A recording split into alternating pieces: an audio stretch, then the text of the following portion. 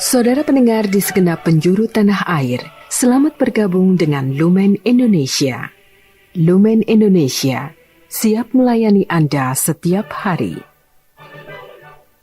Saudara terkasih, marilah kita bersatu dalam Tuhan kita Yesus Kristus yang tidak berubah dahulu, sekarang, dan selama-lamanya. Allah Sang Maha Rahim mengasihi dan menerima sebagaimana adanya kita. Allah Bapa kita di surga senantiasa bersedia menolong, menghibur, dan meneguhkan kita dalam menghadapi segala permasalahan hidup sehari-hari.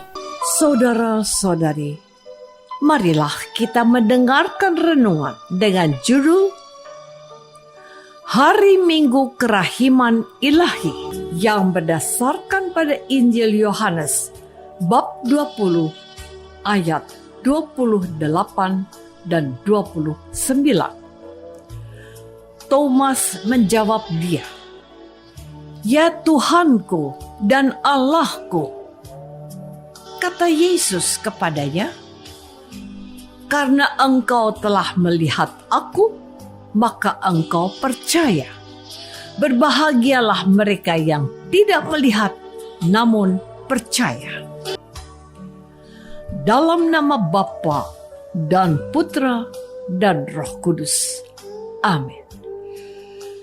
Saudara-saudari terkasih dalam nama Tuhan Yesus Kristus. Hari ini adalah hari Minggu kedua Paskah. Artinya, kita baru 1 minggu melewati Hari Raya Paskah.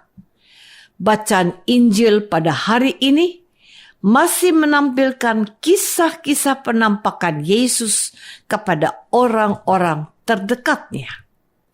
Diceritakan bahwa ketika hari sudah malam pada hari pertama minggu itu, berkumpullah murid-murid Yesus di suatu tempat dengan pintu-pintu yang terkunci karena mereka takut kepada orang-orang Yahudi.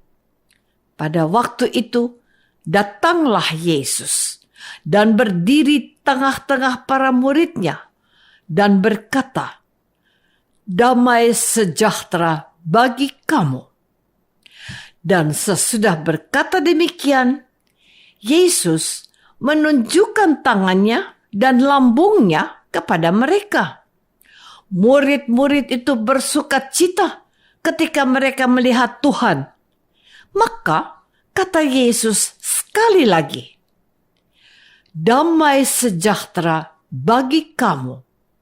Sama seperti Bapa mengutus aku, demikian juga sekarang aku mengutus kamu." Dan sesudah berkata demikian, Yesus menghembusi mereka dan berkata, "Terimalah Roh Kudus. Jikalau kamu mengampuni dosa orang, dosanya diampuni. Dan jikalau kamu menyatakan dosa orang tetap ada, dosanya tetap ada." Saudara-saudari terkasih, kisah penampakan Yesus secara berturut-turut kepada murid-muridnya seperti yang telah kita dengar dalam bacaan Injil pada hari ini menjadi begitu istimewa secara khusus kepada Rasul Thomas yang sebelumnya tidak hadir ketika Yesus menampakkan diri dan tidak percaya begitu saja mendengar cerita maupun kesaksian para rasul yang telah melihat dan mengalami penampakan Yesus.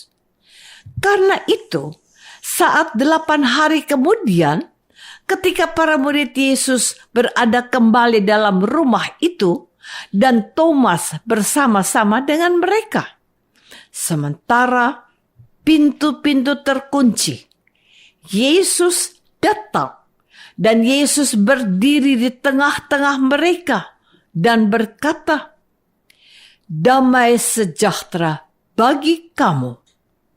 Kemudian Yesus berkata kepada Thomas, "Taruhlah jarimu di sini dan lihatlah tanganku. Ulurkanlah tanganmu dan cucukkan ke dalam lambungku, dan jangan engkau tidak percaya lagi, melainkan percayalah. Thomas menjawab, "Ya Tuhanku dan Allahku." Kata Yesus, "Karena engkau telah melihat aku, maka engkau percaya. Berbahagialah orang-orang yang tidak melihat namun percaya." Saudara-saudari terkasih, hari ini Gereja Katolik sedunia merayakan hari Minggu ini sebagai pesta kerahiman ilahi. Selain sesuai dengan pesan Yesus, tentu ada alasan untuk menetapkan pesta kerahiman ilahi pada hari Minggu Paskah kedua, persis 1 minggu setelah kita merayakan pesta Paskah, perayaan paling besar dan paling penting dari segi iman Katolik. Sebab perayaan Paskah yang kita rayakan sesungguhnya adalah puncak dari cinta kasih Allah. Allah mencintai kita tidak hanya dengan mengutus putranya untuk datang dan lahir ke dunia yang kita rayakan pada saat Natal, tetapi Allah membiarkan Yesus putranya mengalami kesengsaraan, penghinaan, pukulan, cambukan, sampai wafat di atas kayu salib. Dengan kebangkitan Yesus, Allah menunjukkan kepada kita bahwa Allah mampu mengalahkan kematian, maut, dan dosa. Puncak dari kasih Allah yang kita rayakan saat Paskah, itulah yang tidak boleh kita lupakan dan abaikan. Maka, pesta kerahiman ilahi hendak mengingatkan dan menyadarkan kita secara terus-menerus bahwa kasih Allah janganlah kita sia-siakan. Kerahiman Allah adalah buah utama dari cinta kasih Allah yang memungkinkan kita untuk tanpa takut dan rasa malu selalu datang kepada Allah yang Maha Kasih. Saudara-saudari terkasih, pesta kerahiman ilahi didasarkan pada buku catatan harian Santa Faustina. Dalam beberapa pesannya, Yesus berkata kepada Santa Faustina, "Pesta ini muncul dari lubuk kerahimanku yang terdalam dan diperteguh oleh kedalaman belas kasihku yang paling lemah lembut adalah kehendakku agar pesta ini dirayakan dengan hikmat pada hari Minggu pertama sesudah Paskah." Tuhan Yesus melanjutkan pesannya, "Aku menghendaki pesta kerahiman ilahi menjadi tempat perlindungan dan tempat bernaung bagi segenap jiwa-jiwa, teristimewa para berdosa yang malang. Pada hari itu, lubuk belas kasihku yang paling lemah lembut akan terbuka. Aku akan mencurahkan samudera rahmat atas jiwa-jiwa yang menghampiri sumber kerahimanku." Maka pada tanggal 30 April tahun 2000, bertepatan dengan proses kanonisasi Santa Faustina, Paus Yohanes Paulus II mengumumkan bahwa hari Minggu Paskah kedua sebagai hari Minggu kerahiman ilahi, dan Gereja Katolik di seluruh dunia diminta untuk merayakannya. Marilah kita masuk dalam saat hening sejenak untuk meresapkan renungan yang baru saja kita dengar bersama dalam kehidupan iman kita masing-masing.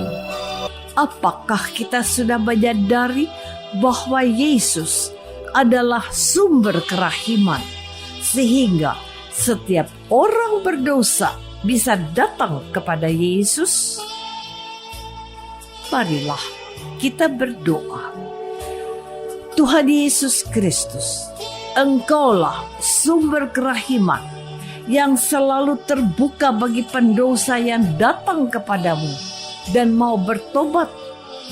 Tuhan Yesus, doronglah kami umat-Mu untuk senantiasa datang kepadamu saat kami berbuat dosa, dan ajarilah kami supaya kami bermurah hati kepada sesama. Doa ini kami persembahkan dalam nama Yesus, Tuhan dan pengantara kami. Amin.